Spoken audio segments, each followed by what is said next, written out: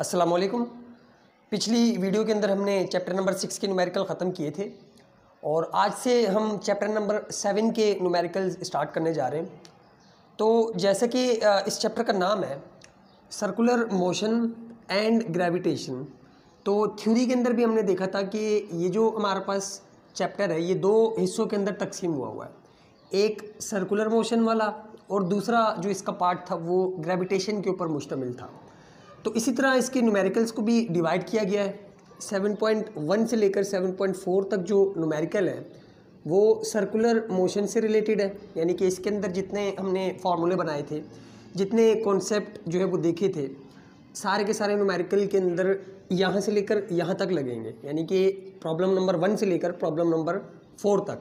और फिर आगे जो हमारे पास 7.5 से लेकर 7.8 तक मज़ीद 4 प्रॉब्लम्स हैं, वो वाले जो रिलेटेड है वो ये ग्रेविटेशन वाले से रिलेटेड है, इस वाले पार्ट से रिलेटेड है। तो आज का जो हमारा टॉपिक है, आज के जो हमारे न्यूमेरिकल है वो 7.1 से लेकर 7.4 तक है, जो कि सर्कुलर मोशन से रिलेटेड है। सिर्फ इन्हें हम लोग डिस्कस करेंगे और फिर अगली वीडियो के अंदर जो दूसरा इसका पार्ट है जो ग्रेविटेशन के ऊपर मुश्तमिल है, इसको हम लोग अगली वीडियो के अंदर डिस्कस कर लेंगे। तो अभी जो है वो स्टार्ट करते हैं सर्कुलर मोशन के न्यूमेरिकल से, जो कि 7.1 है। और इसके अंदर जो हमने फार्मूले पढ़े थे उसमें से सबसे पहला फार्मूला है सेंट्रीपिटल एक्सेलरेशन का, और ये इक्वल आया था v²/r के। और इसी तरह फिर जो हमारे पास सेंट्रीपिटल फोर्स का फार्मूला था वो इक्वल आया था mv²/r। तो ये दो फार्मूले इस्तेमाल होंगे इन चारों के चारों प्रॉब्लम के अंदर।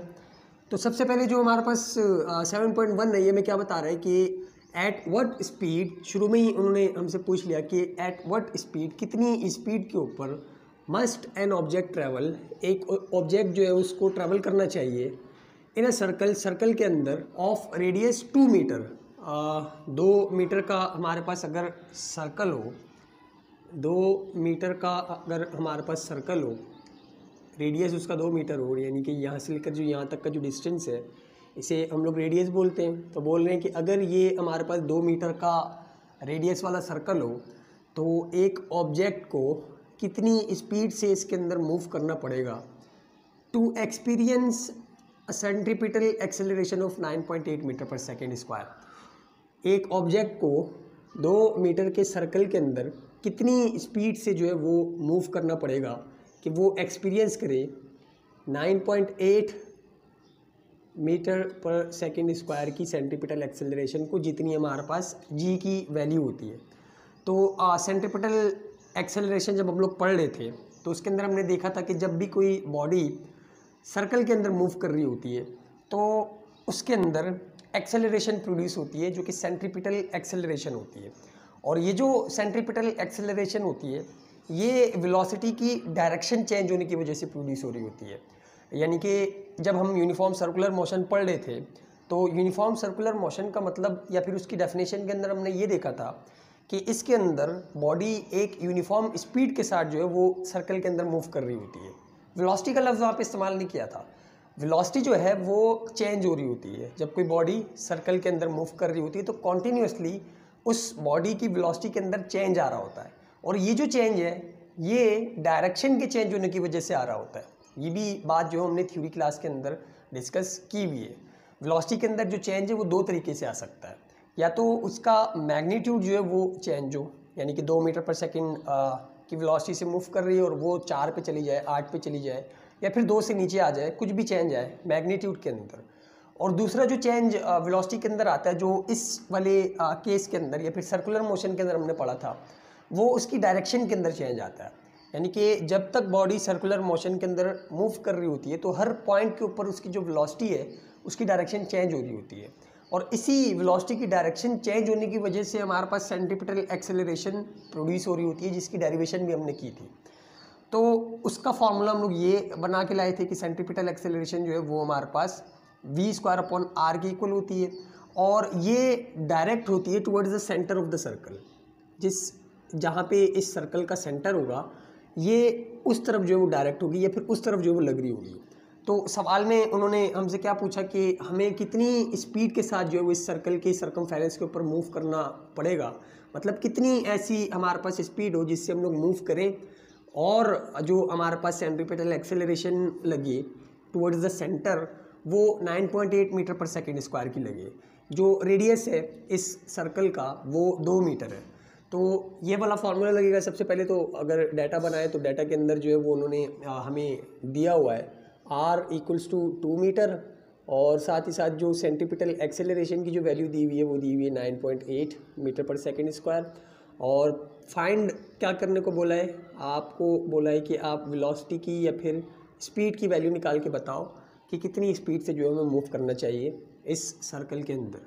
तो अगर यहाँ पे रेफरेंस दे सबसे पहले कि हमें जो फार्मूला पता है सेंट्रीपिटल एक्सेलरेशन का वो v²/r है। तो इसके अंदर अगर हम वैल्यूज़ पुट करें तो सेंट्रीपिटल एक्सेलरेशन की जो वैल्यू है वो 9.8 इक्वल्स टू v जो है वो हमने कैलकुलेट करना है, ऊपर स्क्वायर एज इट इज़ छोड़ दो और अपॉन में जो r है इसकी वैल्यू 2 है। तो जब ये 2 यहाँ पे आके 9.8 से मल्टीप्लाई होगा तो 9.8 multiplied by 2 equals to v²। 9.8 जब 2 से मल्टीप्लाई होता है तो हमारे पास जो आंसर आता है वो आता है 19.6 इक्वल्स टू v²। v² की वैल्यू चाहिए तो दोनों तरफ जो है वो आप रूट ले लो, taking root on both side. तो यहाँ पे 19.6 के ऊपर भी रूट आएगा और यहाँ पे v² के ऊपर भी रूट आएगा। इस स्क्वायर से जो रूट है ये कैंसिल हो जाएगा और फाइनली जो हमारे पास v की वैल्यू आएगी वो 19.6 का रूट लेने के बाद आएगी। तो 19.6 का जब आप रूट लोगे तो आपके पास आंसर आएगा 4.2718 4.42718 और 18 मीटर पर सेकंड। तो भाई ये वो हमारे पास वेलोसिटी है या फिर ये वो स्पीड की वैल्यू है कि जिससे आप अगर इस सर्कल के अंदर जिसका रेडियस 2 मीटर है आप मूव करोगे इतनी स्पीड से तो आपके पास जो सेंट्रीपिटल एक्सेलरेशन की वैल्यू लगेगी towards the centre of the circle वो 9.8 मीटर पर सेकंड स्क्वायर होगी। तो ये था हमारे पास प्रॉब्लम नंबर 7.1 जो कि काफ़ी आसान सा था। अब बढ़ते हम लोग इसके दूसरे प्रॉब्लम की तरफ जो कि 7.2 है और देखते हैं कि वो क्या है। जी तो ये हमारे पास प्रॉब्लम नंबर 7.2 है और ये भी काफ़ी आसान सा है, जिसके अंदर हमें क्या बता रहे हैं कि एक कार है जो जा रही है राउंड होते हुए एक कर्व के ऊपर। तो ये फ़र्ज़ करो कि हमारे पास एक कर्व है और इसके ऊपर जो है वो कार जा रही है, मतलब यहाँ पे जो है वो हमारे पास एक कार मूव कर रही है इस तरह से इस डायरेक्शन के अंदर एट 20 मीटर पर सेकेंड। इसकी जो स्पीड है वो यहाँ पे 20 मीटर पर सेकेंड है। The radius of the curvature, जो हमारे पास कर्वेचर है ये वाला, इसका जो रेडियस होगा, रेडियस ऑफ द कर्वेचर का मतलब ये कि ये जो हमारे पास कर्व है ये जिस सर्कल से निकल के आया है उस सर्कल का जो कर्वेचर होगा, यानी कि अगर इसको हम लोग एक्सटेंड करें इस तरह से तो ये जो है ये एक सर्कल बनाएगा और इस सर्कल का जो हमारे पास रेडियस होगा इसे हम लोग रेडियस ऑफ द कर्वेचर बोलते हैं। यानी कि अगर आपके पास कोई एक कर्व हो इस तरह का और इसके अंदर जो रेडियस ऑफ कर्वेचर है उसका मतलब ये होता है कि ये जो कर्व है ये किसी ना किसी सर्कल से निकल के आया होगा। मतलब अगर इसको एक्सटेंड करोगे तो ये एक सर्कल बनाएगा इस तरह से, तो इस सर्कल का जितना भी रेडियस होगा उसे रेडियस ऑफ कर्वेचर बोलते हैं सिंपली। तो यहाँ पे शुरू में उन्होंने बताया कि कर्व के ऊपर कार जो है वो मूव कर रही है 20 मीटर पर सेकेंड की स्पीड के साथ और बोल रहे हैं कि जो रेडियस ऑफ कर्वेचर है यानी कि जो कर्व है ये जिस रेडियस से निकल के आया उसका जो हमारे पास रेडियस है वो 50 मीटर है। आप कैलकुलेट करके बताओ कि ये जो कार है इसके ऊपर कितनी सेंट्रीपिटल एक्सेलरेशन जो है वो लग रही होगी, AC की वैल्यू बताओ। तो डाटा के अंदर सबसे पहले हमारे पास जो है वो स्पीड उस कार की जो कि 20 मीटर पर सेकेंड है, रेडियस की जो वैल्यू है वो हमारे पास 50 मीटर है, सेंट्रीपिटल एक्सेलरेशन की वैल्यू जो है वो निकालनी है। इसको फाइंड में लिख दो कि सेंट्रीपिटल एक्सेलरेशन की जो वैल्यू है वो हमने निकालनी है। तो सबसे पहला वाला फार्मूला ये भी काफ़ी आसान सा हमारे पास प्रॉब्लम है कि AC जो है वो इक्वल होता है v²/r के। AC जो है वो इक्वल होगा v जो हमारे पास है वो 20 है तो 20 का स्क्वायर और अपॉन में r जो है वो 50 है। तो ए सी इज इक्वल्स टू वी, जो हमारे पास 20 था, 20 का स्क्वायर लोगे तो 400 आएगा और डिवाइडेड बाय 50। ये 0 से 0 कैंसिल और 5 1 ज़र 5 और 5 8 ज़र 40। तो सेंट्रीपिटल एक्सेलरेशन की जो वैल्यू आई हमारे पास वो 8 मीटर पर सेकेंड स्क्वायर आई। तो ये हमारे पास सेंट्रीपिटल एक्सेलरेशन की वैल्यू है जो कि इस कार के ऊपर लग रही होगी। और ये था प्रॉब्लम नंबर 7.2।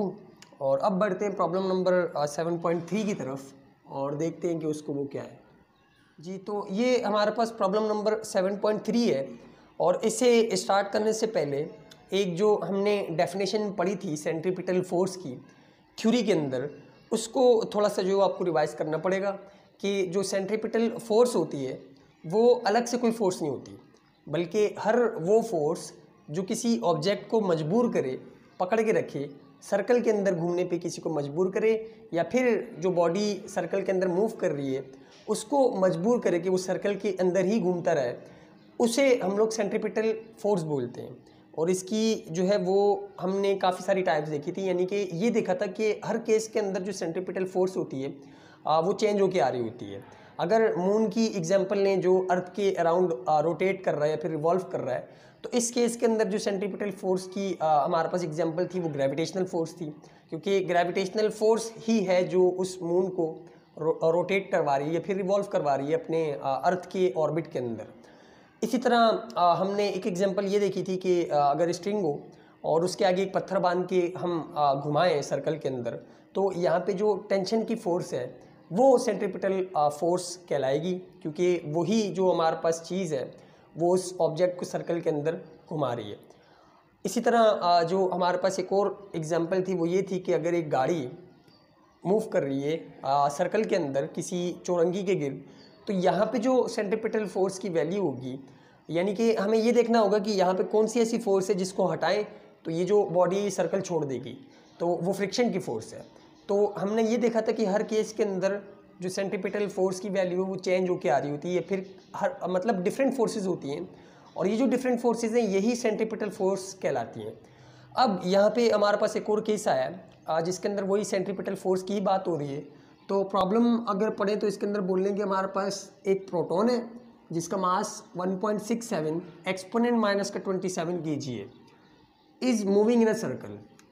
फ़र्ज़ करो कि ये हमारे पास प्रोटॉन है और ये सर्कल के अंदर जो है वो मूव कर रहा है, और इसका जो मास है वो हमारे पास 1.67 और एक्सपोनेंट माइनस का 27 और kg है, ये प्रोटॉन है और सर्कल के अंदर मूव कर रहा है, जिसका जो रेडियस है, सर्कल का जो रेडियस है वो 100 सेंटीमीटर का है।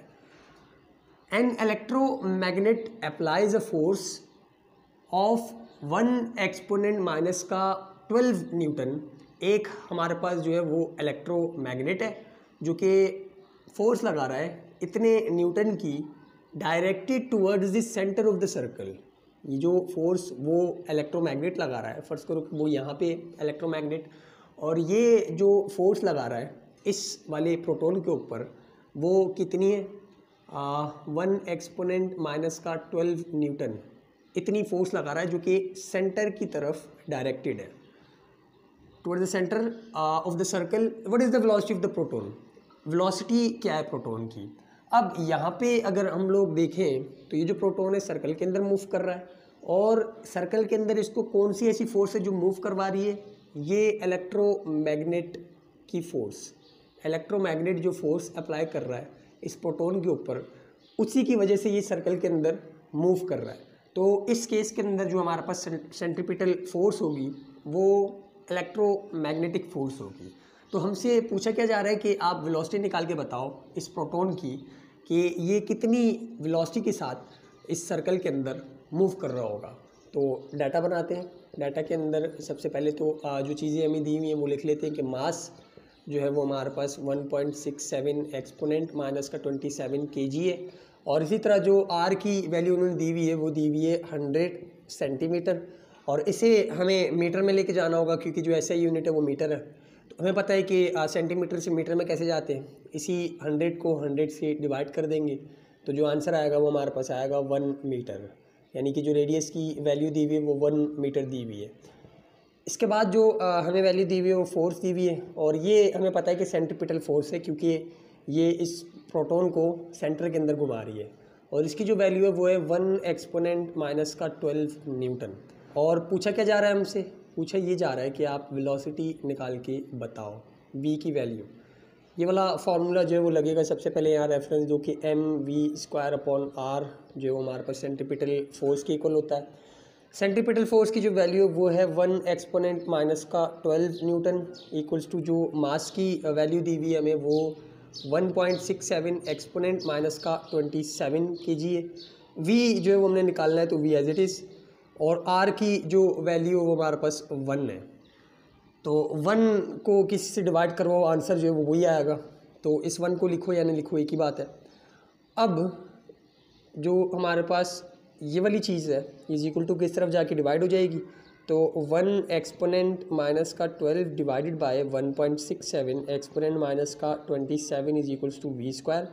और जब आप इन दोनों को आपस में डिवाइड करवाओगी तो जो आंसर आएगा वो क्या आएगा कि 1 एक्सपोनेंट माइनस का 12 डिवाइडेड बाय 1.67 और एक्सपोनेंट का -27। तो आंसर जो है वो हमारे पास आ रहा है v² is equals to 5.98 and exponent 14 जो है वो हमारे पास इसकी वैल्यू आ रही है। अब हमें v² की वैल्यू नहीं चाहिए, सिर्फ v की चाहिए, तो दोनों तरफ रूट ले लेंगे। तो दोबारा से लिखेंगे कि taking root on both side, क्योंकि सिर्फ v की वैल्यू चाहिए हमें। तो यहाँ पे भी रूट और यहाँ पे भी रूट के 5.98 एक्सपोनेंट 14 और इसके ऊपर भी रूट, इस स्क्वायर से रूट कैंसिल और फाइनली जो हमारे पास वैल्यू आएगी v की, इसका रूट लेने के बाद वो किसकी इक्वल आएगी 2.4470 और एक्सपोनेंट जो है वो हमारे पास 7 मीटर पर सेकेंड। ये हमारे पास जो है वो वेलोसिटी की वैल्यू आई है, जिस वेलोसिटी के साथ ये जो हमारे पास प्रोटॉन है इस सर्कल के अंदर मूव कर रहा होगा। और ये अच्छी खासी बड़ी वैल्यू है और इसको पढ़ना या फिर इसको समझना जो हमने चैप्टर नंबर 2 के अंदर अच्छी खासी डिटेल के अंदर देखा था कि एक्सपोनेंट के अंदर जो वैल्यूज़ होती है उनका मतलब क्या होता है। तो ये अच्छी खासी बड़ी वैल्यू है, यानी कि अच्छी खासी वेलोसिटी के साथ जो है ये हमारे पास जो प्रोटॉन है ये मूव कर रहा होगा। तो ये था 7.3 और आखिरी प्रॉब्लम की तरफ बढ़ते हैं, हमारा जो सर्कुलर मोशन से रिलेटेड है। और आज की टॉपिक के अंदर भी जो हमारा सबसे आखिरी प्रॉब्लम है यही वाला है 7.4। तो उसकी तरफ बढ़ते हैं और देखते हैं कि वो क्या है जी। तो ये हमारे पास आखिरी प्रॉब्लम है जो कि सर्कुलर मोशन से रिलेटेड है, प्रॉब्लम नंबर 7.4 और आज की वीडियो का भी जो हमारा आखिरी प्रॉब्लम है। और ये काफ़ी इंटरेस्टिंग प्रॉब्लम है। इसके अंदर मतलब क्योंकि ये डेली लाइफ से लिया गया है। क्या बता रहे हैं हम इसके अंदर कि बोल रहे हैं कि एक स्ट्रिंग थी, एक धागा था हमारे पास 2 मीटर लंबा और उसे हमने यूज़ किया to reel a 200 gram stone. रिल का मतलब कि घुमाना, इस तरह से रिल करना स्टोन को इन अ हॉरिजॉन्टल सर्कल। तो हमारे पास एक धागा था 2 मीटर तक लंबा और उसके आगे 200 ग्राम का पत्थर जो है वो बंधा हुआ था और उसको हम लोग जो है वो रिल कर रहे हैं, इस तरह से घुमा रहे हैं हॉरिजॉन्टल सर्कल के अंदर। हॉरिजॉन्टल सर्कल यानी कि इस तरह से सर्कल के अंदर। तो यहाँ पे अगर हम लोग बनाएं तो वो कुछ इस तरह से इसको वर्टिकली यहाँ पे बना देते हैं, मतलब समझने के लिए कि यहाँ पे जो है वो हम लोगों के पास ये वो सर्कल बन रहा था और इसके अंदर ये हमने धागा लगाया हुआ था जो कि 2 मीटर का था और इसके एंड के ऊपर यानी कि ये हमारा हाथ है, यहाँ से हमने इसको पकड़ा हुआ है और ये सर्कल जो है वो उसके अंदर घूम रहा पत्थर, यहाँ पे पत्थर बंधा हुआ है जो कि 200 ग्राम का है। तो बोल रहे हैं कि जो इसकी स्पीड है, जिस स्पीड से हम लोग इसको घुमा रहे हैं वो कितनी है 2 मीटर पर सेकेंड, ये इसकी स्पीड की वैल्यू है। बोल रहे हैं कि आप बताओ कि जो टेंशन इसके अंदर प्रोड्यूस होगी इस धागे के अंदर, इस स्ट्रिंग के अंदर, उसकी वैल्यू क्या होगी या फिर वो किसके बराबर होगी। तो यहाँ पे आपके जो कॉन्सेप्ट हैं जो आपने थ्योरी के अंदर बनाए वो इस्तेमाल होंगे। ये टेंशन की वैल्यू पूछ रहे हैं और अभी पिछले न्यूमेरिकल के अंदर हमने रिवाइज भी किया इस चीज़ को कि ये जो टेंशन की फ़ोर्स होगी इस केस के अंदर कौन सी फ़ोर्स होगी। अगर आपको टेंशन निकालने को बोल दिया जाए इस केस के अंदर कि हम एक पत्थर लिया, हमने धागे के साथ बांधा उसको और उसको सर्कल के अंदर घुमाया, अब बताओ कि इसके अंदर जो टेंशन प्रोड्यूस हो रही है ये कौन सी फोर्स है। या फिर इसकी वैल्यू आपको अगर कैलकुलेट करने को बोला जाए तो क्या आप इसको कैलकुलेट कर सकते हो? तो काफ़ी सारे बच्चे जो है वो चैप्टर नंबर 4 के अंदर चले जाएंगे कि जो हमारे पास टेंशन थी वो उसके अंदर हमने निकाली थी और वो वाले फार्मूले यहाँ पे अप्लाई करने लग जाएंगे, लेकिन वो वाले फार्मूले यहाँ पे अप्लाई नहीं हो सकते। क्यों? क्योंकि यहाँ पे जो हमने कॉन्सेप्ट पढ़ा था वो ये पढ़ा था कि जब भी कोई बॉडी सर्कल के अंदर मूव कर रही होती है तो हर वो फोर्स जो उस बॉडी को मजबूर करे या फिर उसे जो है वो मूव करवाए सर्कल के अंदर, तो उसे हम लोग सेंट्रीपिटल फोर्स बोलते हैं। तो यानी कि इस केस के अंदर ये जो टी की वैल्यू है या फिर ये जो फोर्स है टेंशन की, ये हमारे पास सेंट्रीपिटल फोर्स बन के आई हुई है। यहाँ पे ये जो टेंशन की फोर्स है, चूँकि इसी की वजह से जो पत्थर है ये सर्कल के अंदर घूम रहा है, अगर इसके अंदर से टेंशन हटा दो यानी कि इस धागे को यहाँ से काट दो तो ये जो पत्थर है सर्कल छोड़ के टेंजेंट बनाता हुआ निकल जाएगा सर्कल से। तो ये जो हमारे पास टेंशन की फोर्स है जो इस धागे के अंदर प्रोड्यूस हो रही है, यही बेसिकली सेंट्रीपिटल फोर्स है। और अगर गौर से देखें तो इसकी जो डायरेक्शन है वो भी टुवर्ड्स द सेंटर, यानी कि जो हमारा हाथ होगा उसकी तरफ ही लग रही होगी। तो इसका मतलब ये हुआ कि यहाँ पे जो ये हमें टेंशन की फ़ोर्स निकालने को बोला गया है, बेसिकली ये जो है वो सेंट्रीपिटल फोर्स ही है। वो थोड़ा सा कंफ्यूज या फिर आपका कॉन्सेप्ट चेक करने के लिए उन्होंने यहाँ पे लगा दिया कि टेंशन निकाल के बताओ। इसका मतलब यही है कि आप सेंट्रीपिटल फोर्स निकाल के बताओ। और ये जो है वो सवाल पेपर के अंदर घुमा फिरा के भी दे सकते हैं। मतलब इस तरह से भी आपसे पूछा जा सकता है कि मून जो है वो हमारे अर्थ के गिर्द इतनी वेलोसिटी से घूम रहा है, इसका जो रेडियस है वो इतना है और जो मास है मून का वो इतना है, आप बताओ ग्रेविटेशनल फोर्स क्या है इन दोनों के दरमियान। तो आप ग्रेविटेशनल वाले फार्मूले की तरफ नहीं चले जाना, यहाँ पे जो इन्होंने केस दिया होगा आपको वो डाटा के हिसाब से, चूँकि वेलोसिटी भी है, मास भी है और साथ ही साथ आर यानी कि इन दोनों के दरमियान का रेडियस भी दिया हुआ है। अगर डाटा बनाए यहाँ पे तो डाटा के अंदर क्या क्या चीज़ें आएंगी जो उन्होंने दी हुई है। सबसे पहले v जो कि 2 मीटर पर सेकंड हमारे पास दी हुई है। फिर उसके बाद जो है वो हमारे पास मास जो कि 200 ग्राम दिया हुआ है। इसे अगर किलोग्राम के अंदर चेंज करेंगे तो 1000 से डिवाइड कर देंगे, तो 1000 से जब ये 200 डिवाइड होगा तो हमारे पास जो आंसर आएगा वो 0.2 kg आएगा। तो ये मास की वैल्यू दी हुई है, ये वेलोसिटी, और सबसे आखिरी चीज़ जो हमें दी हुई है वो दिया हुआ है आर जो कि कितना है 2 मीटर रेडियस, चूँकि ये रेडियस ही बनाएगा जब इसे हम लोग घुमाएंगे सर्कल के अंदर तो ये रेडियस ही बनाएगा। तो ये तीनों चीज़ें देखते हुए जो फॉर्मूला यहाँ पे अप्लाई होगा वो यही वाला होगा जो कि सेंट्रीपिटल फोर्स का है। तो अगर आपको केसेस चेंज करके दे दिए जाएँ, जैसे हमने मून की बात की, तो उसके अंदर भी जो ग्रेविटेशनल फोर्स होगी वो as a centripetal force act कर रही होगी और इस वाले फार्मूले से ही निकलेगी। इसी तरह अगर आपसे बोला जाए कि एक कार है जो कि सर्कल के अंदर मूव कर रही है और जो इस सर्कल का रेडियस है वो फ़र्ज़ करो कि आपको गिवन है कितना भी है, कार की जो वेलोसिटी है हमारे पास वो भी दी हुई है कि ये जो है ये इतनी है, कार का जो मास है वो भी दिया हुआ है कि ये जो है ये इतना है, और आपसे बोला जाए कि फ्रिक्शन की फ़ोर्स निकाल के बताओ कि जो इस कार के टायर और रोड के दरमियान होगी, तो यहाँ पे जो हमारे पास ये फ्रिक्शन की फ़ोर्स होगी इसके लिए आपको फ्रिक्शन के फार्मूले के अंदर जाने की ज़रूरत नहीं है, क्योंकि ये जो फ्रिक्शन की फ़ोर्स है ये सेंट्रीपिटल फोर्स ही है। इसकी जगह पे आप ये लिख सकते हो कि ये जो है सेंट्रीपिटल फोर्स है और इसका जो फार्मूला है वो है mv²/r, और इससे आप इसकी जो वैल्यू वो कैलकुलेट कर सकते हो, जैसे कि अभी इस केस के अंदर हम लोग करने वाले हैं। तो हमें जो अभी केस दिया हुआ वो टेंशन वाला दिया हुआ है और इस केस के अंदर हम बताएंगे कि जो टेंशन की फ़ोर्स है वो एज अ सेंट्रीपिटल फोर्स यहाँ पे एक्ट हो रही है, तो इसलिए हम सेंट्रीपिटल फोर्स का ही फार्मूला इस्तेमाल करेंगे। तो जो फाइंड करनी है चीज़ हमें वो क्या करनी है, tension in the string case, tension क्या प्रोड्यूस हो रही है इस स्ट्रिंग के अंदर। तो यहाँ पे अब हम लोग बताएंगे कि जो हमारे पास टेंशन है, in this case tension is our centripetal force, कि जो टेंशन की फोर्स है वही as a centripetal force act कर रही है। तो इसलिए हम ये बता सकते हैं कि जो टेंशन है वो इक्वल है सेंट्रीपिटल फोर्स के, और जो सेंट्रीपिटल फोर्स का फार्मूला है वो हमारे पास होता है mv²/r। अब यहाँ पे जब हम ये सारी की सारी वैल्यूज़ इसके अंदर पुट करेंगे तो मास की जगह पे आएगा 0.2, v स्क्वायर की जगह पे आएगा 2 का स्क्वायर, यानी कि जो वेलोसिटी थी वो 2 थी तो 2 का स्क्वायर, और जो r की जगह पे आएगा वो हमारे पास आएगा 2। जो कि डिवीजन के अंदर है। और जब इन सब को आप कैलकुलेटर के अंदर रख के सॉल्व करोगे तो 2 का स्क्वायर मल्टीप्लाइड बाय 0.2 और डिवाइडेड बाय 2, तो आपके पास जो आंसर आ रहा है वो आ रहा है 0.4 और साथ में न्यूटन, क्योंकि ये जो हमारे पास चीज़ है टेंशन, ये फोर्स होती है।